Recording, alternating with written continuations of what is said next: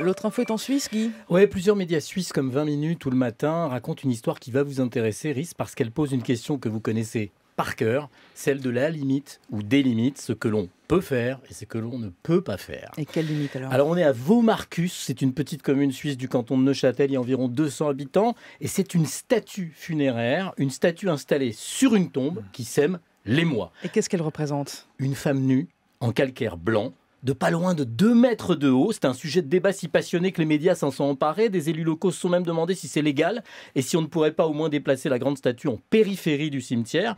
Mais le règlement communal ne contient rien sur la taille ou la forme des monuments. Du coup, la commune ne peut rien faire. En vérité, cette statue en la tombe d'une femme qui est décédée en 2013, dans sa 90e année, comme on dit en Suisse pour dire 90 ans.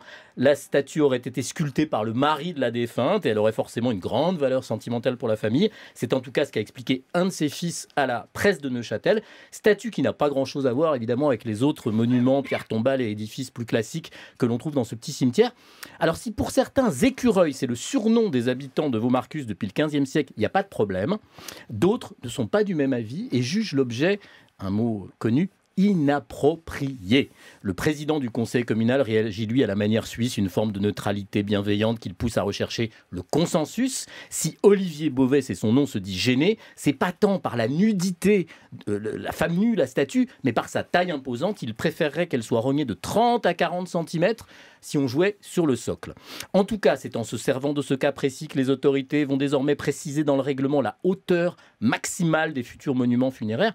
Moi, je vous avoue que je la comprends, la famille de la défunte et son initiative. Vous parliez avec Jean-François Aquillet à l'instant du vide et de l'absence des disparus. Justement, Marcel Proust écrit dans Le Temps retrouvé « Un livre est un grand cimetière où sur la plupart des tombes, on ne peut plus lire les noms effacés. » Et bien, cette grande statue de femme nue dans ce petit cimetière suisse, c'est beaucoup mieux qu'un nom effacé qu'on ne peut plus lire. Vous êtes d'accord avec moi? Bah oui, moi j'aime bien l'art funéraire, même quand il est un peu de mauvais goût. J'aime bien me balader dans les cimetières. On n'est jamais déçu par l'art funéraire, quoi. Mais c'est vrai que l'art funéraire moderne est un peu décevant quand même. Et les gens qui se remettent à faire des statues, moi je trouve que c'est plutôt une bonne chose. Donc, la statue de femme nue à Vaumarcus est Charlie. Bah, un peu, pourquoi pas. Merci beaucoup.